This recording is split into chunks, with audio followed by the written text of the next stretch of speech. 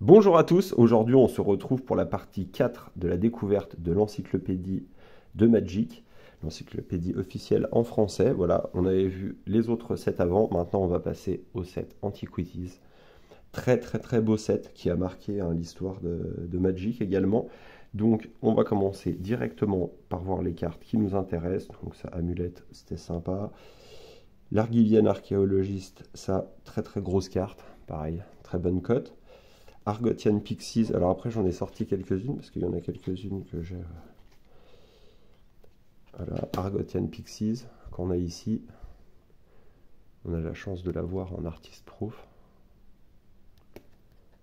Très belle carte d'Antiquity. Après, on a quoi d'autre?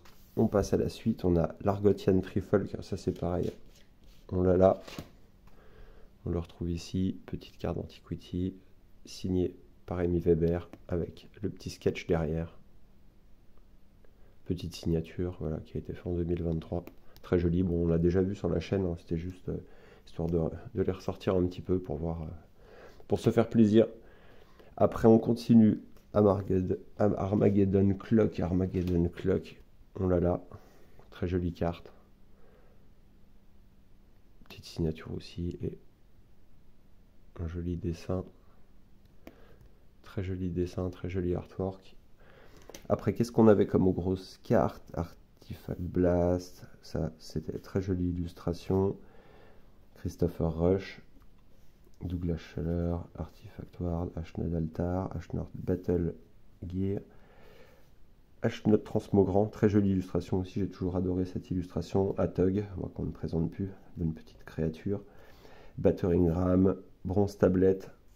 J'aime aussi beaucoup le très simple, mais j'aime beaucoup en Antiquity, je trouve que cette petite tablette rend très bien. Une des plus grosses cartes du set, hein, le Candelabra of Thanos, voilà, très joli. Donc ça, bon, carte très recherchée qui vaut plusieurs milliers d'euros. Après, c'était pas un gros set, hein, c'était plutôt un petit set porté bien évidemment donc, sur les artefacts et aussi pas mal les landes. Le cercle de protection, le petit druide, ça, la statue, ça c'est pareil, jolie illustration. Celle-là, je l'ai pas. Colossus of Sardia, celle-là, je l'ai pas non plus. Coral Helm, je suis en train de la chercher là justement pour l'acheter en artist proof sur eBay, sur le eBay d'Amy Weber. Donc voilà, je suis en train d'en chercher un. On va essayer d'en trouver un Antiquity, un vrai, parce que des fois après ils existent après dans d'autres 4e, 5e ou d'autres hautes éditions, mais j'aimerais bien l'avoir comme ça, donc je cherche. Qu'est-ce qu'on a d'autre? Là on passe. Richard Thomas qui avait fait pareil. On voit ici les étaux de supplice. Detonate, Dumping Field. Drafna Restauration aussi, on l'avait, elle est là. Hop, on la retrouve ici. Très jolie carte. Petite signature aussi. Et le petit sketch dessus qui va bien. Très joli. Qu'est-ce qu'on a? Le dragon Engine.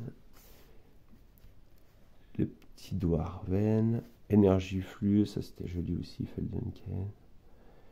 Gaze Avenger, celle-là, je ne l'ai pas. Get to Phyrexia, une des cartes pareil emblématiques du set. Ça, le petit Gold. C'était quoi le nom? Golgothian Silex, ouais, très jolie illustration. Si j'aime beaucoup. Hunting Wild, Jeff Menges, très joli. Hercule Recall, Ivory Tower, Jalum Tom.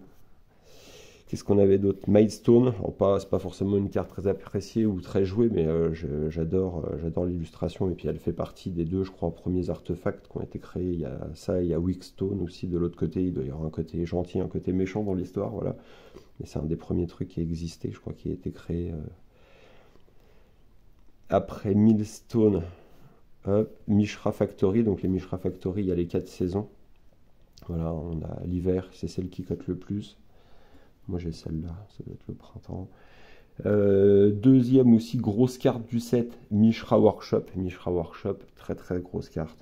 Très grosse carte qui se joue et puis aussi en termes de collection, ça vaut aussi un bon billet. Après ici, il n'y a rien d'exceptionnel. Après on continue l'Ornithoptère, pareil qu'on ne présente plus d'Amy Weber. J'en ai pas encore, ça c'est pareil, je cherche. Les Phyrexian Gremlins, on en a un. Voilà. Le petit Phyrexian Gremlins. Hop. Ça fait toujours plaisir de ressortir les cartes, ça faisait un petit moment que je les avais pas sorties, là je vais continuer la collection d'Artist Proof. Après Power Artifact, Power Leash, Christopher Rush, pareil, très très jolie illustration, je sais pas si on voit très bien avec la lumière, c'est pas évident, mais très jolie illustration, Priest, Fiervin, Primal Clay, Rakalitre, Reconstruction, il manque le symbole sur la série, c'est le seul qui est, je crois qu'il n'y a pas de... où il n'y a pas de... Il n'y a pas de petit sigle Antiquities, Reverse Polarity, Sage of Latnam, très jolie carte aussi. Là on n'avait rien d'exceptionnel. Après les Strip Mine, voilà, pour tout ce qui est destruction de terrain et tout, il me semble. Hein, ouais. Voilà, c'est très joli, c'est pareil, il y en a 4 différentes. Sushi, donc ça, très jolie carte, pareil. Une petite cote dessus, c'est joli, Christopher Rush. Ça fait penser un petit peu à Power Leash, on est dans les mêmes, c'est le même illustrateur, très joli.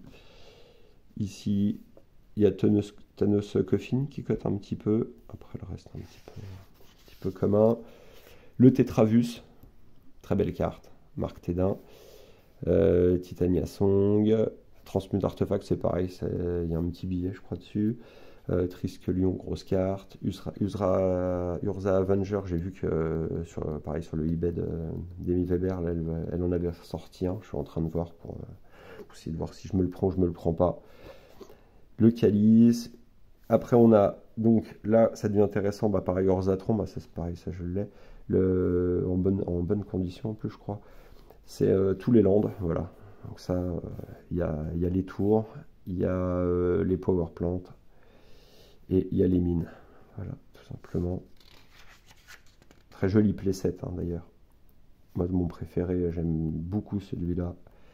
J'aime énormément celui-là, et puis celui-là, c'est mes deux préférés. Wickstone, voilà, qui a été comme ça, donc créé, je crois, en même temps que Mixstone, à l'époque où ils ont créé ça pour faire la guerre, ou je sais plus quoi, enfin, c'est un truc dans le genre. Le Poltergeist, magnifique illustration d'Anne Frazier. Ça c'est pareil, le petit démon là, 6-6, volant, Force Strike, très jolie illustration. Et après on passera à Legend, voilà, on passera à Legend tranquillement, et puis on va se retourner ça histoire de se les voir une dernière petite fois, parce qu'elles sont vraiment vraiment jolies ces petites illustrations. Je crois qu'on a fait l'impasse sur une ou deux. Mais... Voilà, on va continuer cette petite collection. J'avais marqué une petite pause là-dessus, mais je pense qu'on va reprendre parce que franchement, je pense qu'en termes de collection, il n'y a rien de mieux que ça en Magic, hein, vu le taux de cartes qu'il y a dans la nature et puis la personnalisation à chaque fois qu'il y a une peinture ou un sketch dessus, ça donne énormément de valeur sentimentale, et puis je pense aussi aux cartes en elles-mêmes si on voit d'un point de vue d'investisseur, collectionneur, quoi. Voilà, bah écoutez, il me reste à vous souhaiter une bonne fin de journée. C'était juste histoire de faire une petite vidéo. On se retrouve pour, je pense, on finit ça la dernière fois, on fait Legend des The Dark. Et on aura fini, voilà, l'encyclopédie officielle de Magic. Et on passera à autre chose. Il me reste à vous souhaiter une bonne fin de journée et à bientôt.